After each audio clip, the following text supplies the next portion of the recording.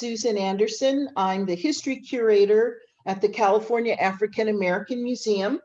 And since 1977, the mission of CAAM is to research, collect, preserve, and interpret for public enrichment the history, art, and culture of African Americans, with an emphasis on California and the Western United States.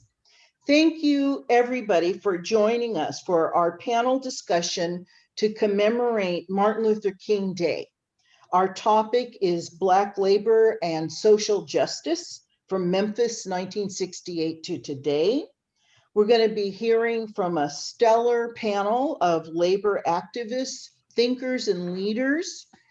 And I'm going to first introduce Janel Bailey. She is the co-executive director of organizing and programs at the Los Angeles Black Worker Center, where Black workers come together to increase access to quality jobs, reduce employment discrimination, and improve conditions for Black workers. Thank you so much, Janel.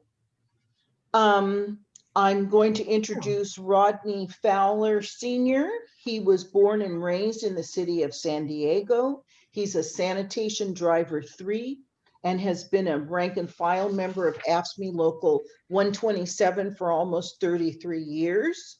He's been an executive board member for AFSCME Local 127 since 2013 and vice president of AFSCME District Council 36, District 5 since 2017. And welcome to you, Mr. Fowler. Thank you. And Stephen Pitts retired from the UC Berkeley Labor Center in July 2020. Stephen received his PhD in economics from the University of Houston in 1994. At the Labor Center, he focused on issues of job quality and Black workers. He's published reports on employment issues in the Black community, initiated a Black union leadership school, and shaped projects designed to build solidarity between Black and Latino immigrant workers. Stephen co-founded the National Black Worker Center Project and serves as board chairman. He served on the advisory council of the AFL-CIO's Labor Commission on Racial and Economic Justice. And in November, he launched a podcast, Black Work Talk, in order to explore dimensions of Black worker organizing and power building. And welcome to you, Stephen. Welcome, Janel, Rodney, and Stephen. I'm so glad that you're here with us to commemorate Martin Luther King Day. Well, one thing I'd like to get your thoughts on as we delve into our discussion, we at CAAM have been talking about how apt this panel is, partly because working people really do seem to be part of the national discussion right now, and it has everything to do with the pandemic. And I wanted to find out from you if you think the country's become more aware of frontline workers or essential workers, the people who feed us, care for us, transport us, farm workers, nurses, bus drivers, grocery clerks, and so forth, who are also overwhelmingly people of color. And maybe, Janel, we could start with you. Do you think there's more awareness of the workforce because of the situation that we're in? I definitely think that the pandemic has just laid bare and exposed a lot of the existing inequity. So the same patterns that left Black workers behind before the pandemic were really just exacerbated, once this situation hit. And so I do feel like even that term, essential workers, coming up now, I think it's giving people pause and starting to think about what work is essential and, how do we treat it as such? How are people respected as essential workers? And, what does that mean to say that essential workers, take care of society? How does society take care of, essential workers? So I think that's a huge conversation that folks are having right now. And Rodney, what about you? Well, I would agree with what Janelle just said. I think that, any attention to worker movements around the country is great. Anytime we get a chance to get the spotlight, I think because we are in the pandemic, this moment is going to come and go. It's gonna fade off at some point in time. But I do hope that the momentum that society is looking at right now across the country because of the pandemic, that issue of essential workers, myself as a sanitation driver number 3, I'm classified as an essential worker. And as a local president here in San Diego, we have asked for the city of San Diego to make sure that we compensate fairly our frontline.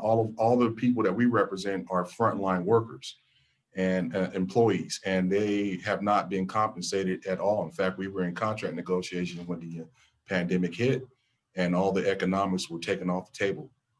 So we're going to see if the rubber meets the road when the pandemic and everyone has the opportunity to get vaccinated and the economy starts back up. We'll see how essential we are. And Stephen. Just to follow up a couple of things that Rodney said, Janelle said, Rodney mentioned how they're trying to not respect essential workers in the day, right? But the fact that they have a union forces them to come to the table. And so the important thing, I think, in terms of the long-term respect that people have for workers, how they classify them, it's really a function of power. And to the extent you have a union or worker center that exists that forces others to look upon them with respect, you'll see more respect. And to the extent that you don't have this situation, what's going to happen is kind of same old after when things kind of settle down, get to some sense of a new normal. Mm-hmm. Well, let's talk about the importance of unions. And at the same time, since we're here to honor the memory of Martin Luther King, let's go back in history to 1968, when the question of being represented by unions was on the table in a very dramatic way in Memphis. If we go back to that historical time, 1968, it's 52 years ago already. And Martin Luther King was the founding president of the Southern Christian Leadership Conference. It had been formed in Atlanta at Ebenezer Baptist Church after the successful Montgomery bus boycott. We've heard a lot about Ebenezer Baptist Church because of the Senate elections in Georgia. And the SCLC was considered one of the big 5 of civil rights organizations back then, along with the NAACP, CORE, Congress of Racial Equality, the Urban League, and SNCC, the Student Nonviolent Coordinating Committee. And as we know, the SCLC had focused its efforts on citizenship efforts, desegregating cities like Birmingham. It played a key role in the March on Washington in '63, and then the Selma campaign in '65. But by '67, the SCLC widened its focus and began to look at economic inequality through the Poor People's Campaign. And the next year, King found himself in Memphis in what would be the last campaign of his life. It's where he gave his famous "I've been to the mountaintop" speech. And the struggle in Memphis, and I want us to talk about this a little bit and go back to that time and help our audience understand what was going on. It exposed the need for not just civil rights, but for economic equality and social justice.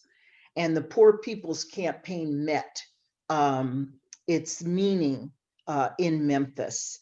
So let's talk about the Memphis sanitation workers strike. And I would like, since we have an executive in AFSCME, AFSCME was the union. The Memphis sanitation workers had a charter with AFSCME, and they were struggling to form that union. Maybe we could start with you, Rodney, and you could tell us a little bit, as a sanitation worker yourself, maybe you could tell us a little bit about that on the ground activity in Memphis in 1968.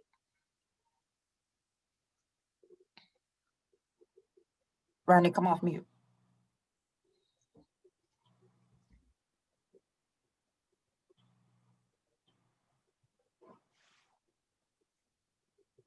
Can you hear me now? Yes. Okay, it keeps fading in and out, so I'm having problems with the sound, but not touching my buttons. Thank you for that.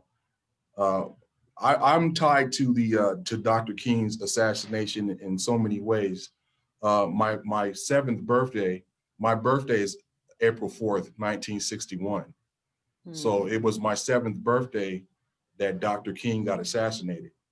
And so little did I know, and that was I'm old enough now. I'm 59. I'll be 60 in April.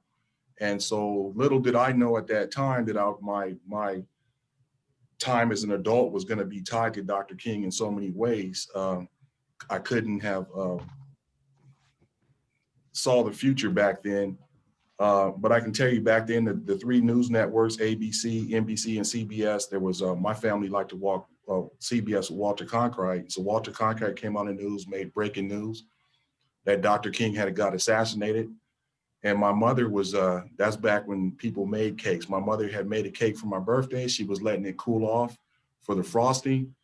And the breaking news came on the TV. That was before, imagine that there was a time before 24-hour news. So Walter Cronkite came on and broke in regular programming and made that announcement.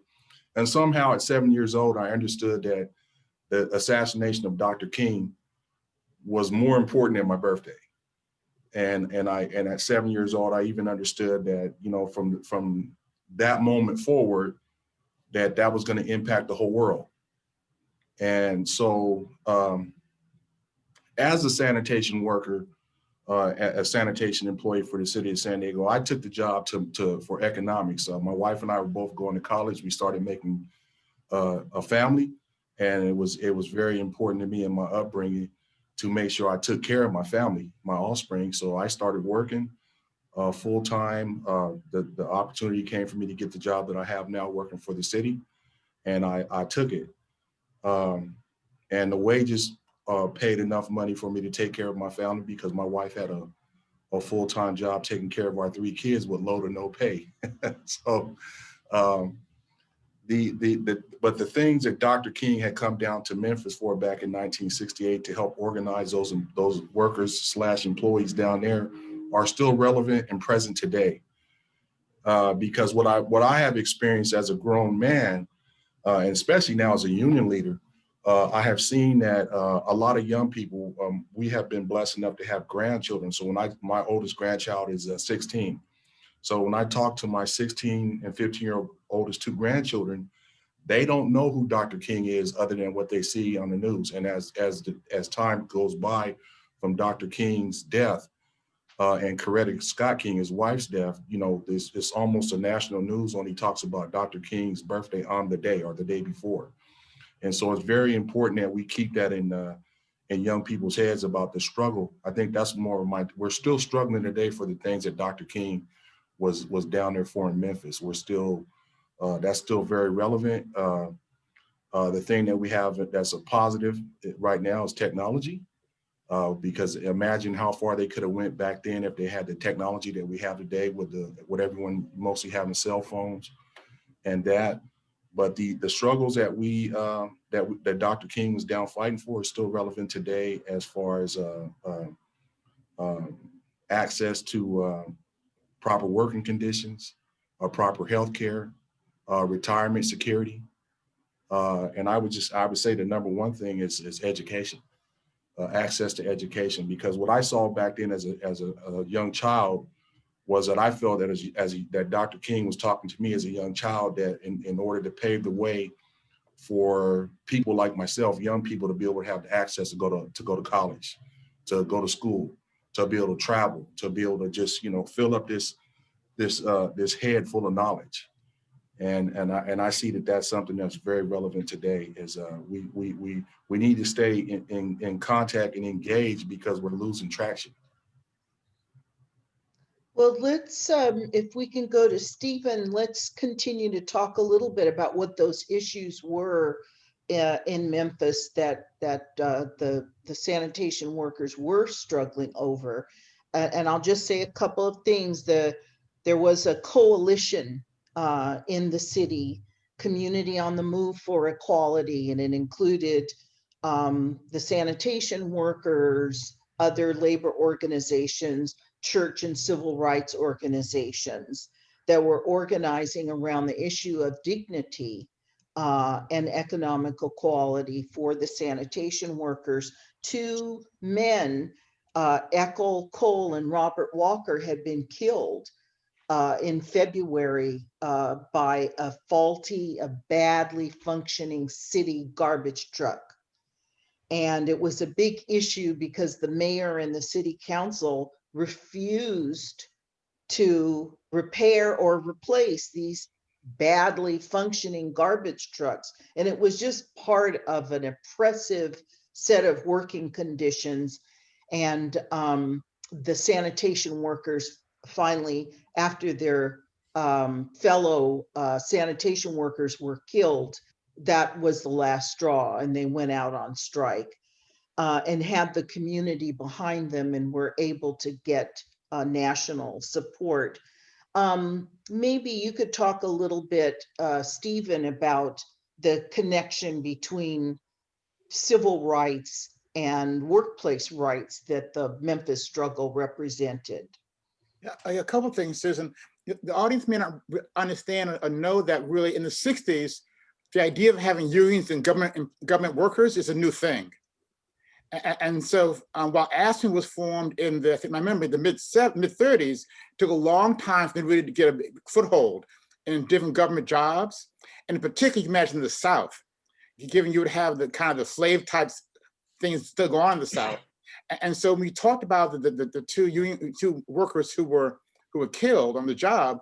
They didn't have a union at the time. There were rumblings for they wanted a union. They knew that with a union through power, you could be stronger, better conditioned. They didn't have one, and so they began to form. They began to form a union because they had there's a walkout even prior to the killings of those two workers. In the course of that walkout, they fired a lot of the employees, including the man who was president. I think it was T.J. I forgot his name exactly. He was president of the union. He kept on saying, I may not have a job with Memphis Sanitation Department. I still think we need a union. Mm-hmm. And so they began to simply, given the conditions there, say we want a union. That's an important thing. But also it's important to understand that the idea of Black workers coming together and organizing on the job was caught up in the larger issue of the civil rights movement. And the idea that in every sphere of Black life, we need to organize and begin to change our situation. So that's one thing that's important to understand, that the idea of having a union in the public sector is a new thing, and particularly in the South. But it's also important to understand that for Martin King, unions weren't a new thing at all. That since him coming out of Crozer Theological Seminary, he was always pro-union. He saw the importance of fighting back against our economic system and the value of unions in doing that. And so he had what he called kind of his favorite unions. It could be simply the Longshore Union up here in the Bay Area, Local 10, where he was an honorary member. He also had a very fondness for 1199 in New York. It was organizing hospital workers. And so throughout the country, Martin King saw that the idea of fighting for economic justice in the workplace was not separate, make sure we're clear, was not separate from the idea of fighting for civil rights. When we spoke in front of the AFL-CIO convention in 1961, I think it was, and actually went there to defend A. Philip Randolph, who was under attack from the AFL-CIO leadership. But he said really that the monster who was a labor hater was also a monster who was a race hater as well. He saw clearly the connection between people who were against civil rights were also against economic rights. And so throughout his lifetime, he fought for both civil rights and economic rights through unions himself. Well, I think this is just such an important point, and it's one of the things that's very much overlooked when we have celebrations like today and talk about honoring Martin Luther King. His support for unions is something that we rarely hear about, but he certainly supported unions. He called them the first anti-poverty program in the country. And as you were saying, his support for the strike in Memphis was only one example. his support for unions. And maybe Janel, you could talk a little bit about how you've been interpreting this important history. You know, this is the day, as Rodney was saying, that led, this is a struggle that sadly led to the assassination of Martin Luther King. But maybe you could talk a little bit about what this calls up for you. I really love how you both contextualized it. Given that history, Stephen, I didn't know all of that. So I just really appreciate, you putting that, in context of everything that was going on in that moment. And Rodney, how you put it, in the context of your family and your birthday. Because as I was thinking about, this day and this event, I talked to my cousin, Fred, my younger cousin, Fred. He is one of the greatest philosophers I know, and he keeps me up on my political ed. He's 23 and he works as a warehouse worker in Memphis. And when I asked him, like what's most important about the legacy of, this strike and this fight, he spoke with such clarity about, power. He talked about, the boss and the worker, and there was no, there's no ifs, ands, or buts about it. Like Fred is 100% clear on what that fight has to do with, him and his job today, what it has to do with all of us having access to unions and rights and safety, on our job. And so I'm 33. And so as a, millennial, like we are in a slightly, different place as far as like unions. And I think it's so important that people talk with their families about labor and unions, of course, they're not one and the same necessarily, but I think that, there's a lot of history around and people need to know their personal union history. So I think that a lot of folks may not realize, their parents were in unions, and they might not even realize. I've met folks over the years who didn't know that they were in a union, like hadn't looked at their pay stub, or because their workplace wasn't organized, frankly. And so I think those are, so important. Like when I worked for AFSCME, we would always say that unions were like churches, and that, we were kind of together in that, y'all believe in God, but every church was so different. And same with unions, that, it's about protecting folks' rights at the workplace, but every union is so different. And so where some unions are really going to bat for Black folks, you got some unions that are still steeped in anti-Black racism. And so it's important to know, what's going on around you and what role unions and organized labor, have played in your life and where you at today. And like I said, it's going back to what you were saying, Stephen, about laying that context of, what did that mean for public sector organizing across the entire country? Because a lot of folks I talk to now can like readily name, like, oh, you work for the government? That's a good job. You work for the county? That's a good job. Why? How did that happen? It didn't just roll over and become good jobs. It's because of folks organizing. I would also shout out my grandmother, who loved the AFL. It didn't matter what union you were in, she called it the AFL, and she loved it. And she talked about, like I said, my family is mostly from Clarksdale and moved up to Chicago. And a lot of them took union jobs, and they got up there and it went down, they had to go on strike. And my grandmother always talked about how the AFL had their back. And so I think that's another thing that's super important is, for, especially, folks in unions to think about how does the union show up in the lives of everyday people. Very, very good point. And I think a lot of us, I grew up in a union household, and I was definitely aware that the reason I could go get my eyeglasses and get my teeth fixed and all of that kind of thing was directly related to it. I grew up with that subconsciously knowing that one way or the other. One of the things I want to go off on a couple of points. One is, the Memphis strike. People remember, if there's one image people remember, it is those men with their placards that said, "I am a man." And the drama of their fight for their dignity is what defined that as certainly a union battle, but also the larger battle of getting, as Stephen said, getting respect. And in some ways, I have thought about that when I see the Black Lives Matter protests today.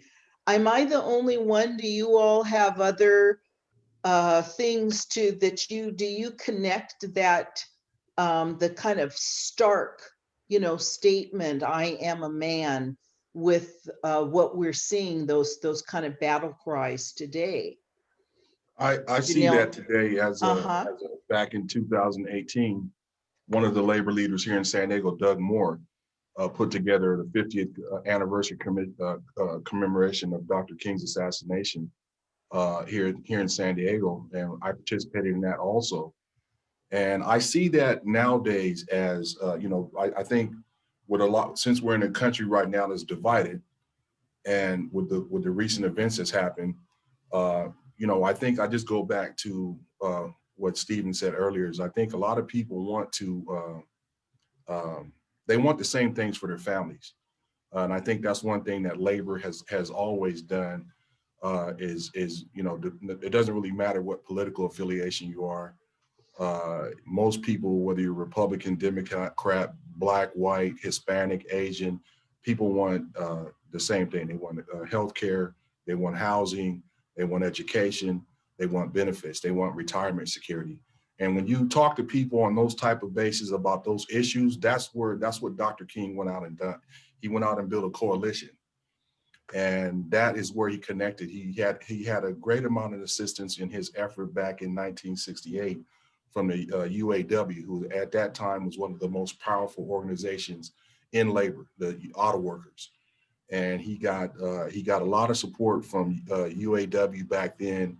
And I think that's kind of what we saw over the summer here after the killings, late spring, early summer. We saw people coming out from all walks of life, all racial, all across the nation coming out and protesting peacefully. And that's one of the things that Dr. King, always emphasized was protesting peacefully, so that we are exercising our rights as citizens and connecting with people who are not motivated to come outside their house and really participate, but to actually. And the other thing that Dr. King was able to do was to connect on, like I said, through a coalition of different organizations, was make that contact on the news, on the national scene, where people saw African-American leaders on TV. They saw them as non-threatening. And then keep in mind, any labor leader that knows that, behind the scenes, you're not really going to see this in any history books. I know Dr. Pitts knows about it. And even Janel, if you spend some of your time in labor and organization, and you know that no leader is out there in the public eye, with a free pass. They're getting criticized back at their home organizations, in the leadership. There's struggles that go on behind the scenes with the message that the leader is trying to take out to the public or to the organization, and that's very difficult. To try to make sure that you stay on track for what you're trying to do for your membership, for your organization, or for a cause. But it's not always an easy path to carry forth. And Dr. King had the vision that that this was important. When you talk about the speech, the mountaintop speech, that he saw that he may not make it, but that he thought that this movement was important enough to carry forward, and he may not be there. Because he might have to sacrifice with his own life. I don't know how he got that vision, but yes, and that fast forwards us today, that we have we gained a lot of ground through the effort of Dr. King and the coalition that he put together. But this summer has proved that we have a lot of ground to gain. We still need to keep moving forward. Mm-hmm. Mm-hmm. With a coalition. Yes. And you raised so many issues, and the difficulties of being in leadership is one. And I think if you are an African-American leader in the union movement, you have probably special challenges. But I was hoping that Stephen could talk a little bit more about maybe a little bit more about the special role that Black workers play in organizing and in these struggles, because Janel brought it up and it was just a side point. But we all know from experience, but also history shows us that as much as Black people are union people, and there's all kinds of research that shows the level of support among African Americans for being in a union. As much as we know that, at the same time, organized labor has been one of the institutions in US history that has been anti-Black. It has been racist. It has segregated us. So we're, dealing with sometimes what is a complicated situation, right, Stephen? Well, life is always complicated, Susan. Okay. Right now we're talking about labor as being complicated. We could talk any facet of life being complicated. I think it's important to recognize, looking at unions historically, you have unions that are better on race than others. You have unions that are really good, some are really bad. And to the extent we want to really try to analyze the world, to change the world, that kind of nuanced approach needs to be able to look at it. Oftentimes we kind of put things in a either or black, white world. It doesn't fit the world that we actually live in. That's the first I would say on that. I think when you talk about kind of Black folks in particular, folk may know that in World War II, the Pittsburgh Courier talked about double V campaign, the idea of fighting fascism overseas and racism home in the United States. And so I think Black people always face the kind of duality of our struggle, that we're fighting for basic rights for all peoples, we're also fighting discrimination as well. And so in the context of a union movement, clearly workers are better off with unions in the conversation. It doesn't ignore the fact that you have racism inside of unions. And so once you have a double V, a double campaign to fight, the fight for better working conditions writ large, but also the fight to end racism inside the workplace, either because of the boss or because of a union. And that kind of dual struggle is the cross that we bear, that we will always bear, and we won't be able to shed that cross at all. Ever? We won't be able to shed it at all. Okay. Well, as we were saying before, Martin Luther King was certainly a supporter of unions. There's no question about that. And I was looking at a talk that he gave to a union group in New York in 1967. And he was saying pretty much in the talk that, we've had some victories in civil rights. We made it possible for, as he put it, Negroes to share lunch counters, libraries, parks, hotels, and other facilities with white people. But then he says, and he talks about voting rights and some of the other victories, but then he says, these were cheap victories for the power structure. And he talks about how the next step in the need is to abolish poverty in Black people's lives. That's what he was talking about. And he said, this is going to be much harder because it's going to cost. And he said, there's going to be a need.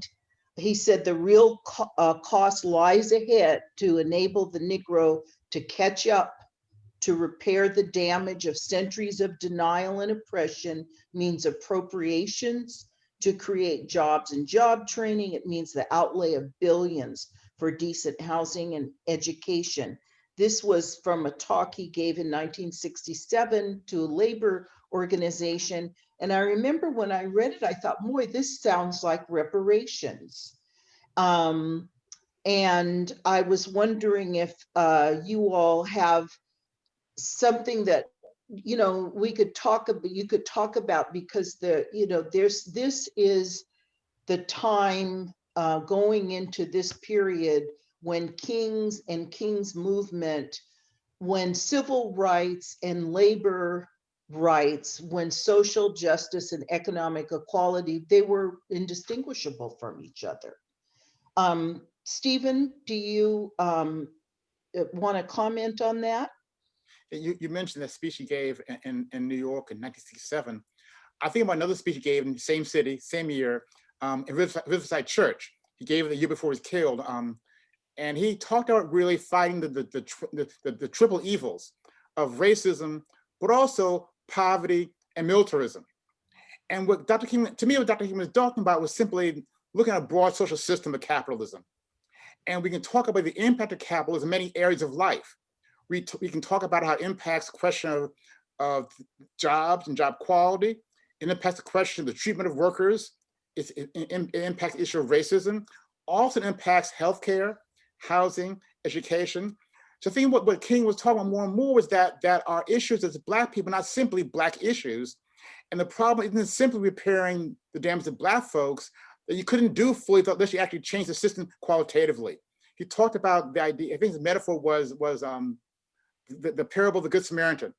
And at a certain point in time, you had to make sure that it's not just kind of throwing coins to a beggar on the road, but it's also a matter of how do you transform the road itself, the cost of poverty. So I think what King more and more talked about was not simply policies that could be Band-Aids to a wound, but see what sort of system causes those wounds and dramatically change the system itself. So the evolution of his thought, and I think in some ways we're still catching up to that. Janel, you were nodding your head, and I'd love to hear what your thoughts are. Yeah, I was just on mute, just amen and everything that you were laying out, Stephen. I think especially, the thought that everybody comes up as a result of truly addressing issues that impact Black folks' lives. Just like, we were saying earlier about public sector organizing, that public sector organizing that the folks in Memphis led, that was a come up for everybody across the country, like regardless of race, who was working public sector. That was a come up for everybody. And so one of the things you mentioned was that, the campaign was to abolish poverty. And so we don't do ourselves any favors when we stop short of abolish, like when we fall back, as we have before and said, like defund, right? Is abolish. It gets to like the heart of what's wrong sometimes, or what can be problematic about like diversity. Like we don't, instead of abolishing some of the systems, we just diversified them. Like we didn't abolish prison, we diversified prison, and it's still a problem for everybody. And now they have special, immigration detentions. Like I don't want a more diverse prison. I want to get rid of it. I don't want it to be a problem for anyone. And so when we truly, address, all of the issues, like truly address, abolish the issues, that are impacting Black workers and holding us back and been holding us back for these centuries now, that's a come up for everybody. Mm-hmm. Mm-hmm. Rodney? Yes, I would say that, one of the things that stood out to me during Dr. King's, when he was alive, and I'm old enough to have watched Dr. King's speech on TV when I was a child, and all the way up to his death, and as I have become an adult, when I look at those old speeches on TV and on YouTube, what resonates with me today is the fact that, one of the things that Dr. King was striving for was the equality and access to, when you use the analogy, like you throw a few, so one of the panelists just said that, throw a few coins out there to a beggar. I think Stephen said that. And, that's the same thing. When you put out enough resources for everyone to be made whole, to have what they need, and we don't have to fight over it like we're in the penitentiary, that's what we're talking about as far as making sure people have the ability. One of the things that if you come from a family, Susan, I heard you say it earlier, my wife and I both are benefactors of parents that had government jobs where we were able to go to the doctor and go to the dentist and get our teeth and our healthcare needs met, because our parents had jobs in the civil service sector. And sometimes in a family, and even to this day, it's almost funny for me to hear me say that in 2021, sometimes a family's access to a good paying job is their leap into the opportunity for the offspring, for the kids, or for the parents to continue on their education and get a better position and the kids. You know, a lot of times people think that there's a benefit fairy in the sky, that all these benefits and stuff just are graces from God. And they don't realize that as time goes on, those are the things that Dr. King and the union people around the country over the years, a lot of the leaders are gone now, but those are the things that people were struggling for. And it's not stuff that just fell out of the sky. It's stuff that people hard fought battles, hard fought contracts, lives lost. A lot of this stuff back in the 60s and 50s and 70s, even some today, are from fights that were happening that turned into physical, where people lost lives. They were struggles.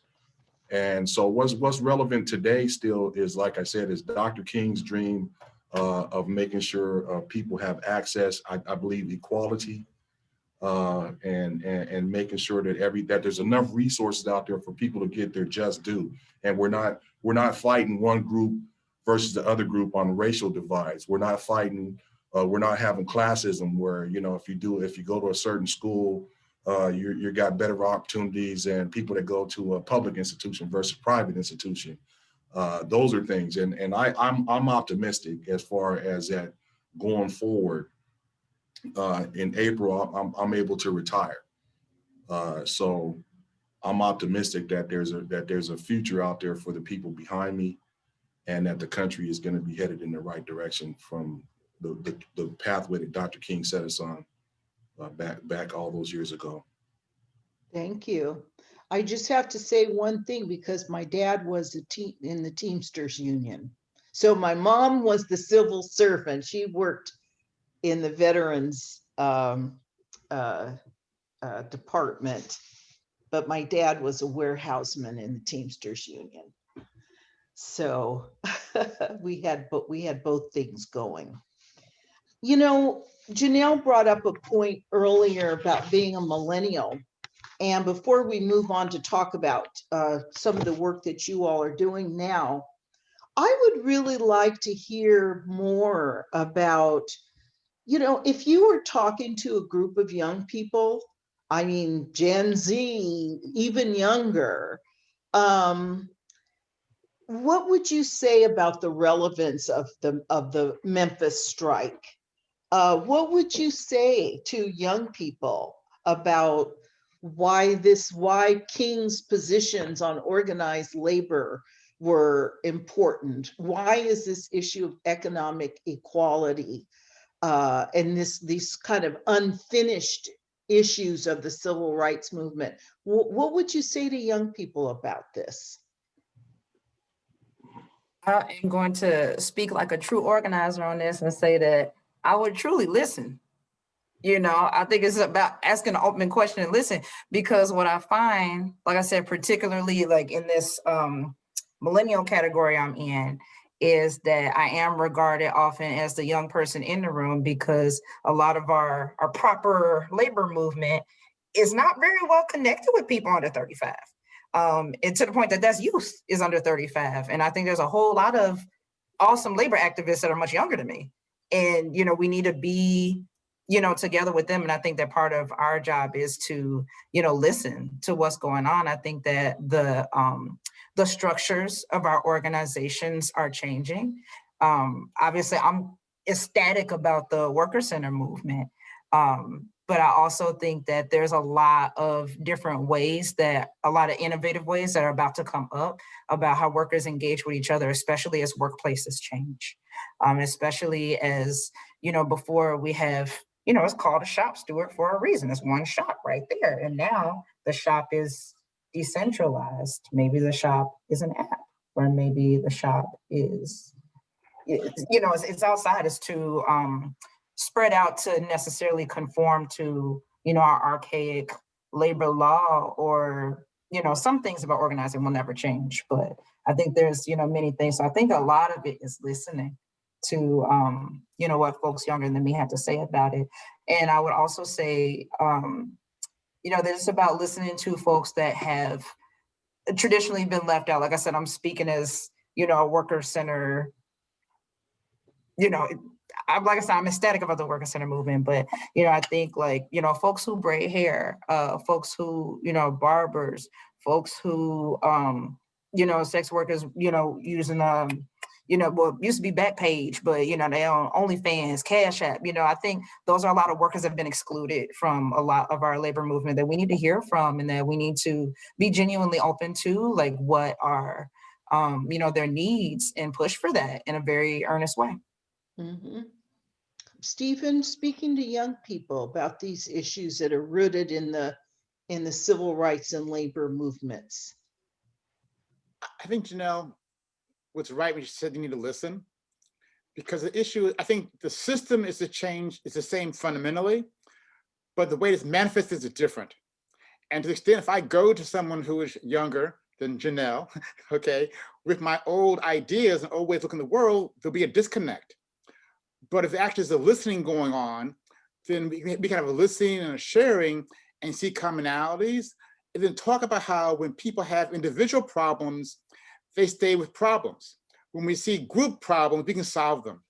I remember I was going to a service station to get some gas a couple of years ago, and I was waiting to pay my gas bill.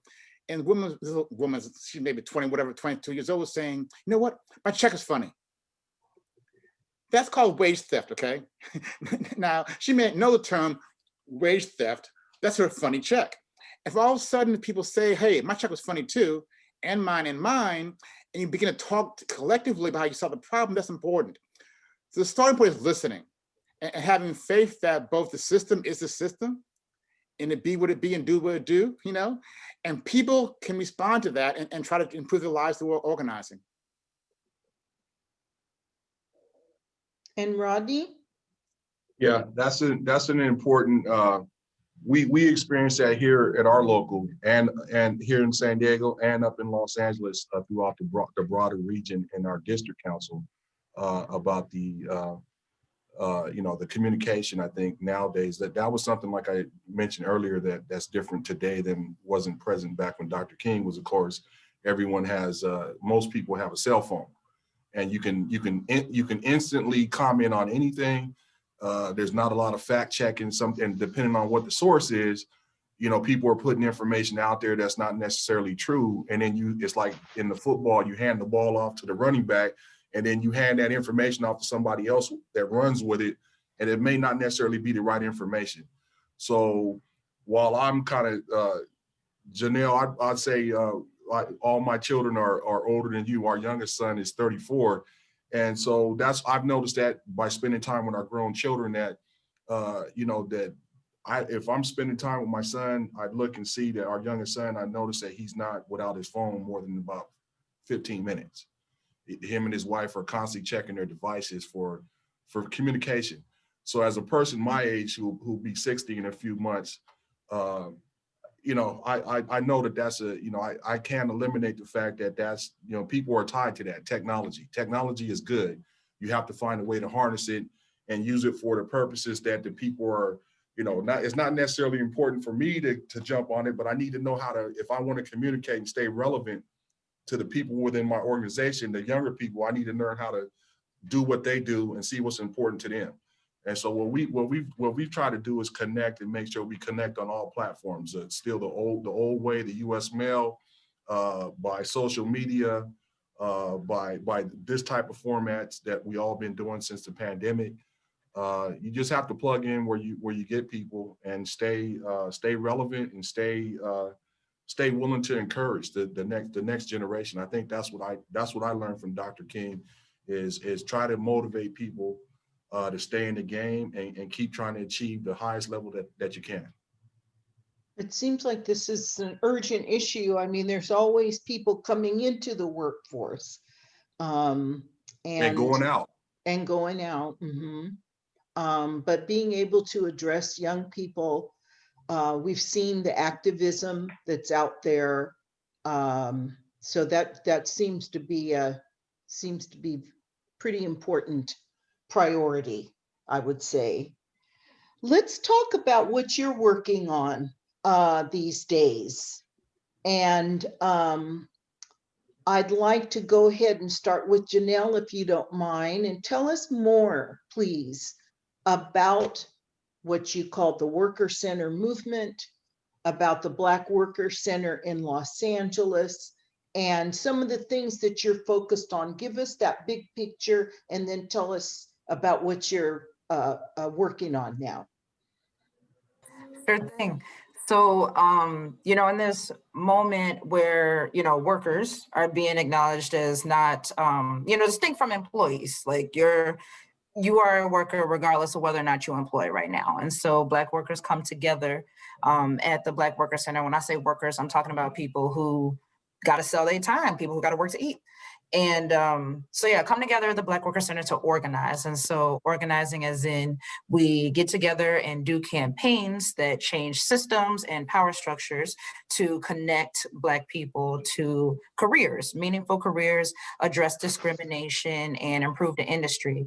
And so in this time, like during the pandemic, we've really had to shift more to, accommodating and addressing people's needs, in this moment, definitely having to realize ourselves more as public health experts than we thought that we were, and definitely shifting to doing more services, or I should say like providing more support.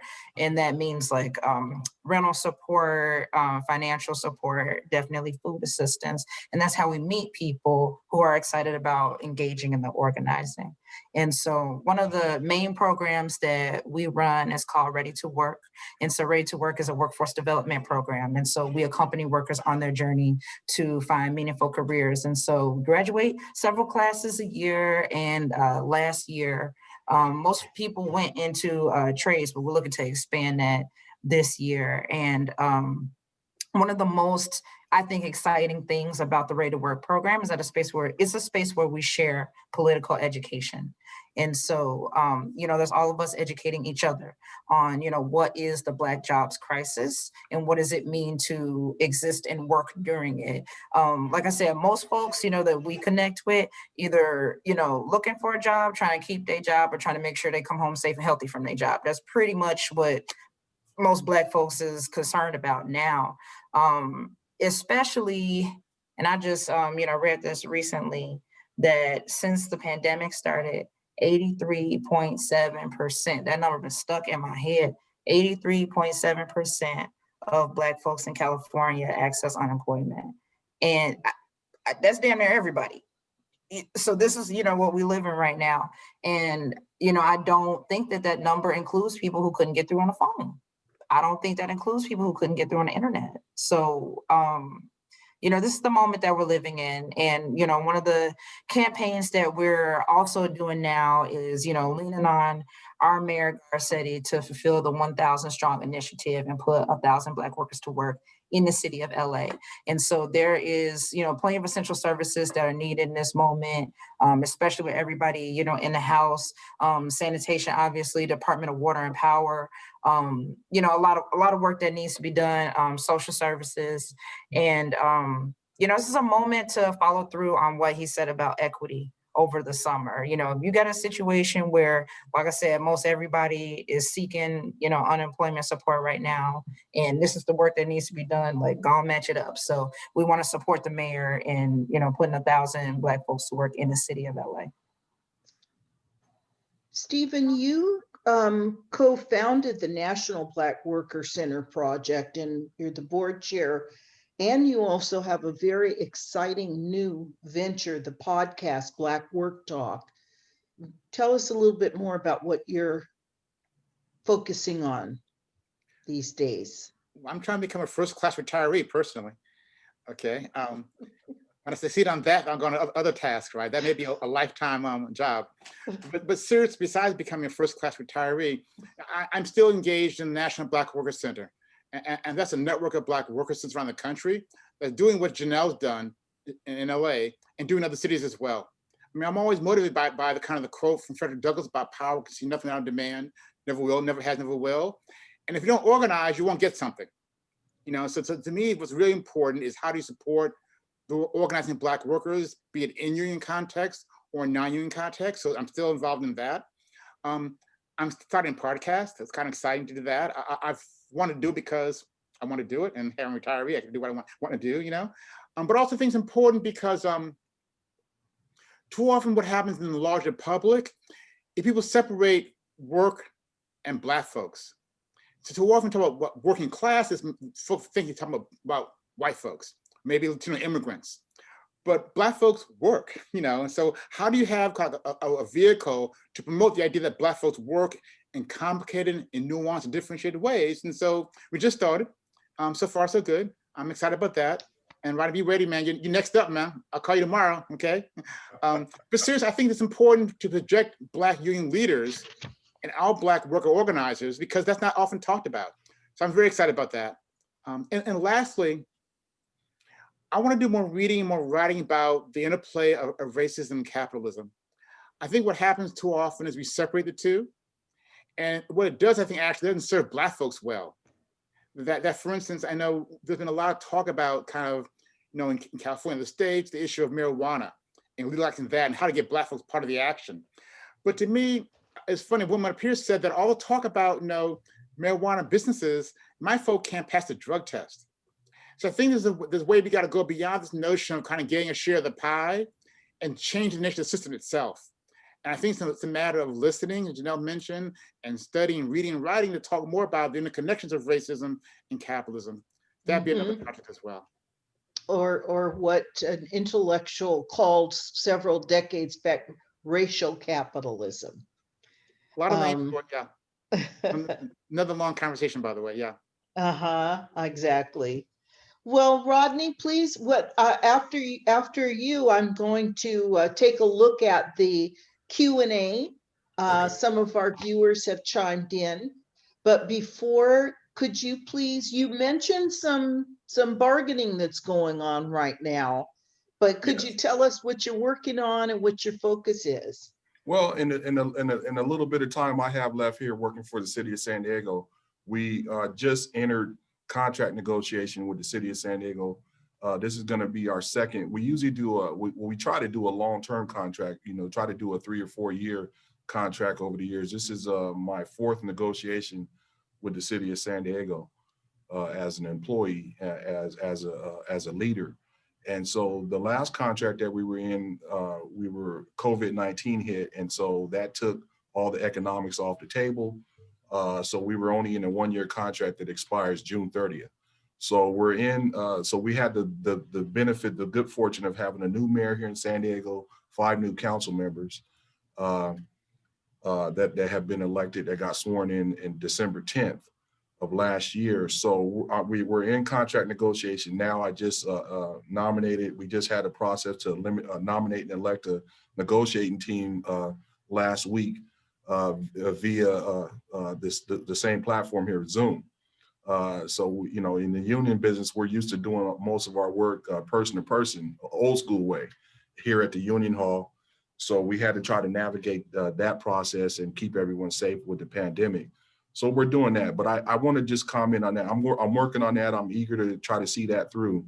But one of the things I think I would be remiss in my responsibility as a president and chief steward here in San Diego, but also up on the council district in Los Angeles, is that I also attend the civil service hearings when it comes to new employees applying for application for jobs. And Stephen mentioned about the legalization of marijuana around the country, particularly here in, I'm talking about it now, particularly being here in Southern California. In fact, my office, I'm looking down on the dispensary in the next parking lot right now as I'm speaking to you. And I would just say that, one of the things that Dr. King always motivated me personally was to try to obtain the highest level that you can. My mom and dad did that also. And along with the support of my wife, we have done that with our own children, to try to make sure that you'll be a representative, a role model of your people. And so when I go down to civil service hearings, I can't tell you how disappointed I am at times when there's young people that come in, they've applied for a job, but they can't pass the drug test, knowing that they applied for the job. And most major employers, even though marijuana is been deemed recreational and legal for certain occupations, for instance, if you're a commercial driver, it's still federally against the law. So you cannot have marijuana in your system when you take a drug test that will discharge you from your employment. And just having people come down and can't pass a drug test as a applicant, I mean, that's kind of common sense stuff. To me, that's not putting your best foot forward. It's not monitoring anyone's personal decisions, because that's what this country is all about. But it's about, you know, giving yourself the opportunity to step in the door and get a decent career where you can provide for your family, provide for your offspring, and maybe set yourself up where you can finish your education, create an opportunity for you and your family. And then finally, like I say, one of the things that Dr. King still motivates me for, and me being native to San Diego, but having Los Angeles about 125 miles up the road, is just the opportunity for diversity and inclusionary in the second largest city in the United States. It just represents so much. It's a beacon for me when I look up the coast. Mm-hmm. Mm-hmm.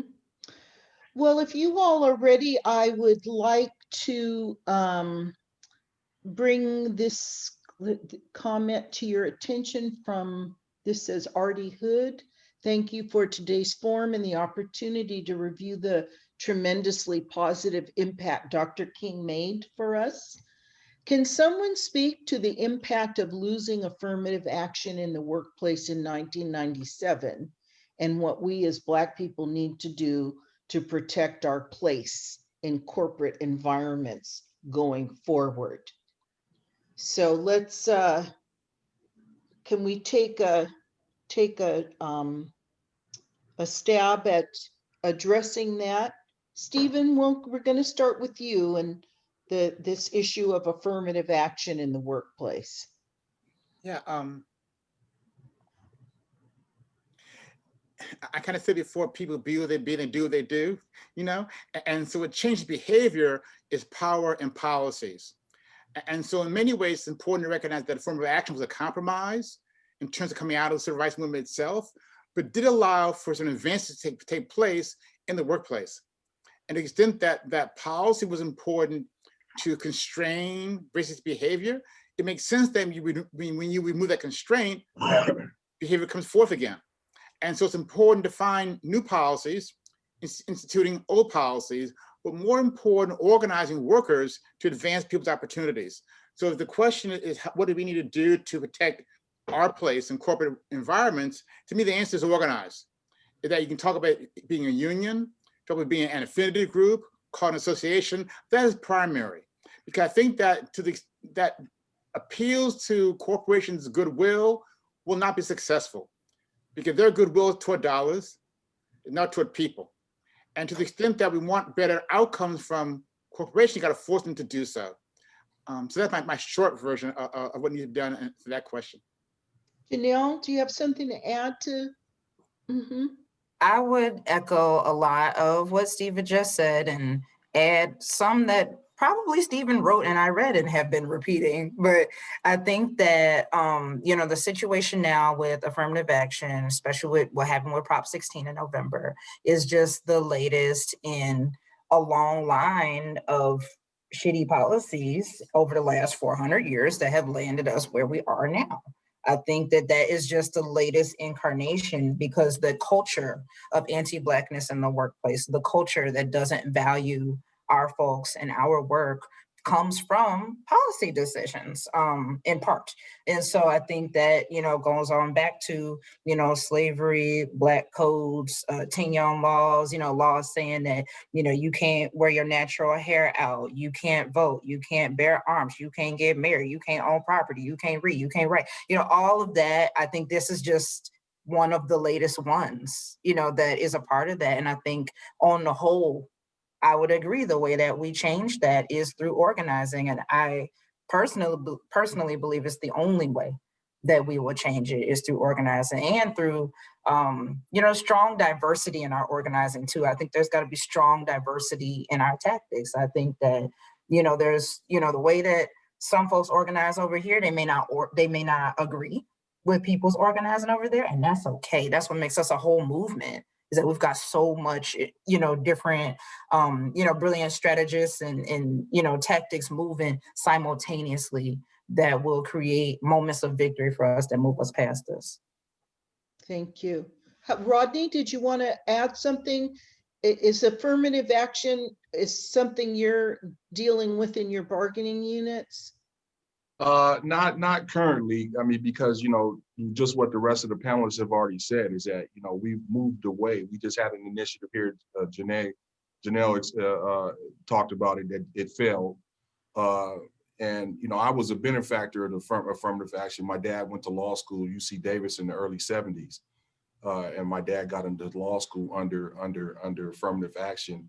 I would just say, again, I just go back to the reference of what Dr. King's struggle was about, was that when life throws you these type of hurdles, where there's obstacles, I think one of the things that's come up when you talk about access to public jobs, access to college, is that college in itself has become more competitive. It's more of a business. It's an industry that creates an income stream.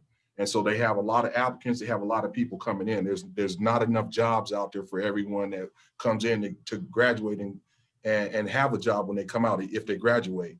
So they have become more restrictive about who's coming into college. They're closing the gates a little bit, but they still need that income. And so people just need to know that. And that's why I'm saying about putting your best foot forward. When they put a hurdle in front of you, find a way to go over it, around it, under it. If you have to kick it down, try to go through it. I mean, do what you got to do to get your opportunity. I've definitely heard those words before.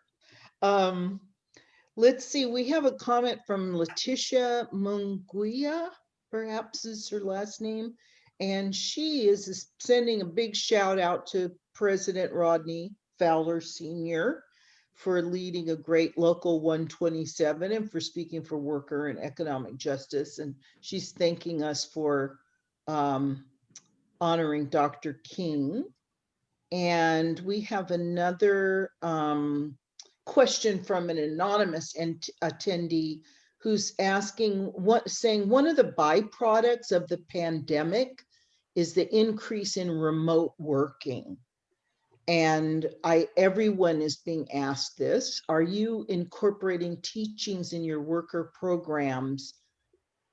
Are you incorporating digital training skills in computer applications used in remote working? And can I jump on that one? Yeah, absolutely. Yeah, we are currently dealing with that right now. I mean, I've kind of been, myself and my union members have been victimized by that twice now, because when the pandemic hit, we were meeting face to face with the city's negotiations team. We were meeting across the table from old school negotiations all the way.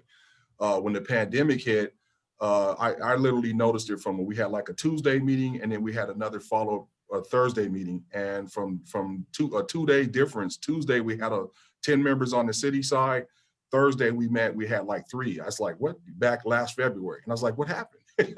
Overnight, where there was no excuse why these other negotiating team members on the city side was not there. And so obviously they had got a heads up about what the city was going to do about the pandemic and the stay-at-home policy.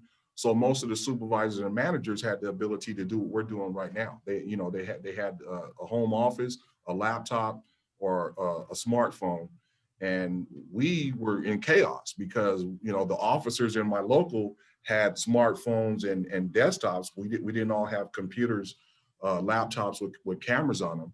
So that is still a huge obstacle for what is considered now in the terms of news essential workers, about the ability to even have the device itself, because that in itself is a you have to expend cash to get that. That's a resource. And then I'll let my other panel members deal with the question about the training, because then you got to have the device first, and then you have to give training to people that need it. Yeah.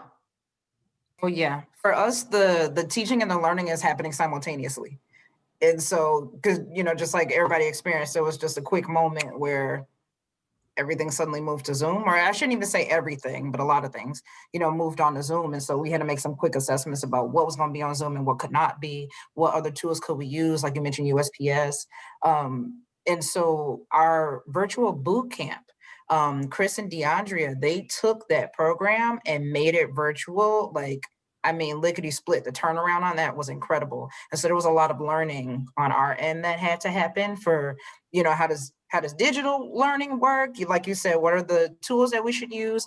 And then, same. So this program that, we start doing virtually is specific, like each boot camp is for a particular program, like for a particular job.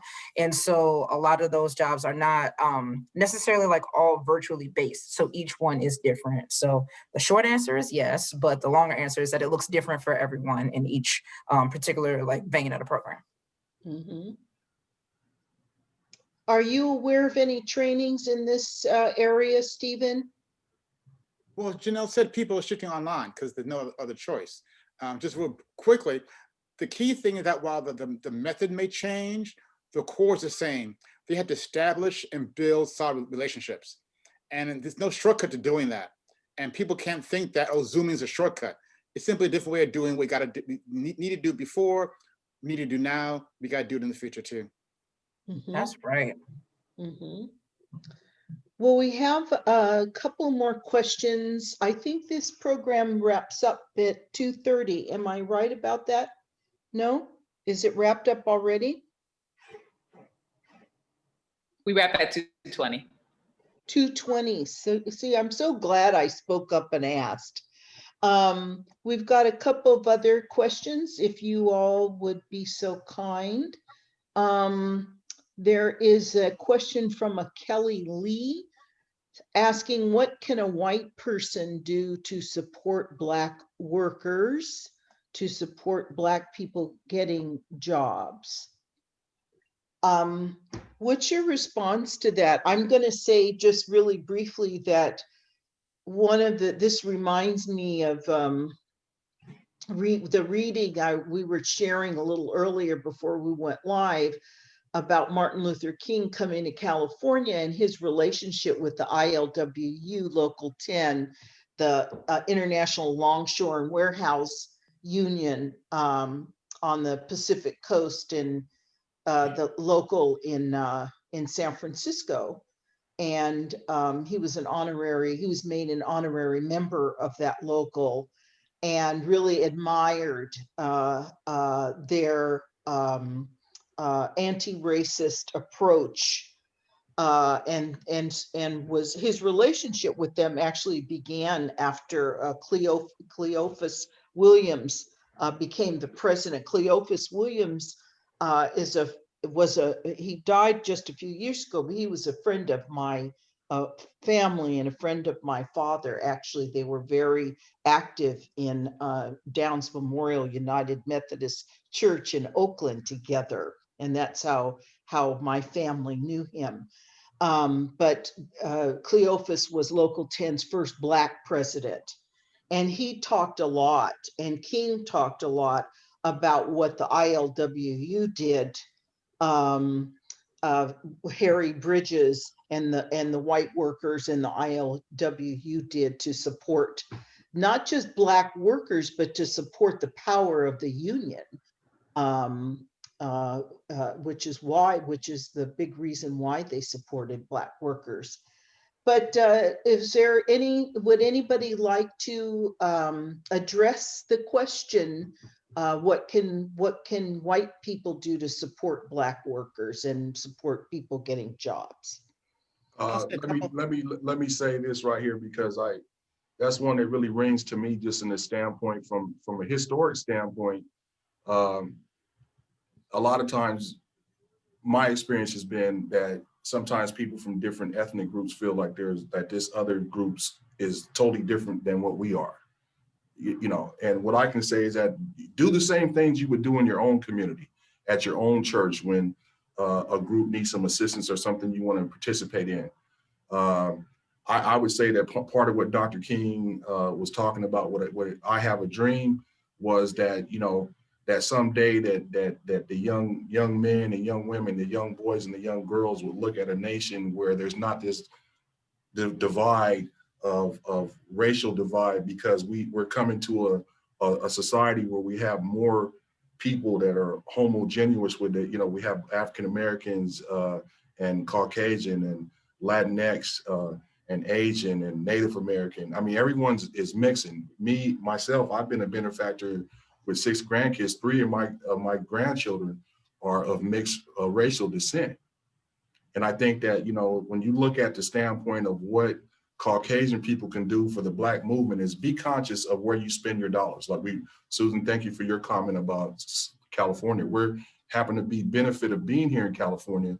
And I think people just need to hold companies accountable for their workforce, for their company policies, to make sure that the workforce and the employees that they see on the site, that it's a diverse company, that when you look at people's opportunities in management and supervision, that there's diversity there, that there's inclusionary.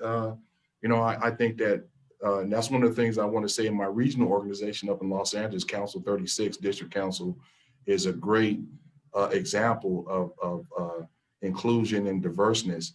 And Letitia and Daisha that helped me get on this, Daisha Benjamin, our communications officer, and Letitia is my business manager. She commented earlier. So we, I think they can just do the same thing you would do for the organizations that you support outside of those things. One of the things I think that might be very important is to do anti-racist work among white people. And I think that recent events show great need for that work being done. Stephen, what would you say to our questioner? It's a complicated question, a short view of an answer. Really, Susan, I don't like the term white ally. I think it brings forth a lot of bad relationships, be honest. I think that at times can be termed white folks to be paternalistic. It's not positive at all. It can also tend to be passive. And there's a difference between being passive and being anti-racist. So I think that I would like to throw out the whole term about allyship, be honest. And to me, the whole notion should be, people need to see that your freedom is tied up in my freedom. And not in a sense of moralism, but in a sense of seeing actual structures. I was reading a column up in the New York Times, this guy, Nick Kristof, who's from, I guess, up in Washington. And he went back to see some of the white guy, his white community in Washington. He went to see what happened to kids on his school bus. There's one family with 5 kids, 5 brothers on the school bus, and all of them were dead or in jail. I said, damn, that's a Black people's story, right? No, it's white folks. And so the systems that screw over Black folks, screw over white folks as well, fundamentally. And we may see disproportionate impact on Black folks, but didn't change the larger system. So to me, that's a starting point, to see how the system impacts all people, not the same, but still impact all people, and start with that understanding, talk about working in community and changing things there. Janel, we have about 1 minute. I'd like to hear your response. I agree with Stephen on the issue of ally is not a good word because it isn't our struggle. And we don't need allies. It's everybody's struggle. But what is your response to that question? The more I'm sitting here thinking about it, is actually a tough question because most of my energy is spent towards Black folks and what we're doing together. And so, one thing that comes to mind for me is, if I can try to tell this story right quick. I was walking home one night in Chicago. I had took the train home, was walking back to my apartment on West Side. It was kind of late. And I saw this white man laid out on the sidewalk, and I was scared for him. I wonder if he needed help. I wonder if he was all right. I thought that I should go, see if he was okay, and I didn't. I left that man there because I knew that if it went down, somebody was going to say I did it. And I think about him a lot. I hope he's okay. I don't, I looked at it, I said, is this a prank? Is he drunk? Is he dead? Like, what's wrong? And so that, just really illustrated to me, like, what a culture of racism, a culture of racialized violence and terror stopped me from helping that man. And I think that, sometimes I hope that white folks realize how much they could really hurt themselves, when that is just allowed to fester out here. I shouldn't have been afraid to step up and help him, but I was worried that I would get hurt, and that's how deep that is. And so what can white folks do? It is hard, or non-Black folks, it's hard for me to say because I don't know much about what community that person is steeped in, if they have Black folks around them that they should be listening to or giving money to or hiring. I'm not sure, but there is so much for y'all to do. I'm sure that Google would be quite supportive. Okay. Yeah. Thank you so much. We're going to wrap it up now. I want to just first say thank you to Janel Bailey of the Black Worker Center in Los Angeles. Thank you Stephen for having Pitts. me. Stephen, you are welcome. Stephen Pitts, host of the podcast Black Work Talk, and Rodney Fowler Sr., an executive in AFSCME in San Diego.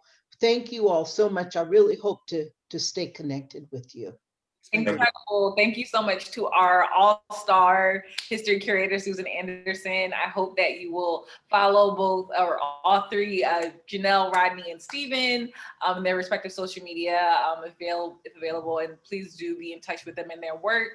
We invite you to attend our last family program for the day for MLK Day and our 2021 celebration at CAAM, our family storytime and poetry workshop directly following this in literally 8 minutes with MLK author Alice Faye Duncan, who will also actually be highlighting a children's book that she did on Memphis, Martin, and the Mountaintop, the sanitation strike of 1968, in addition to a haiku workshop. So thank you to you all who've attended. We are delighted you chose to spend a part of your day with us. Thank you to all the panelists. Thank you to Susan for all your incredible work.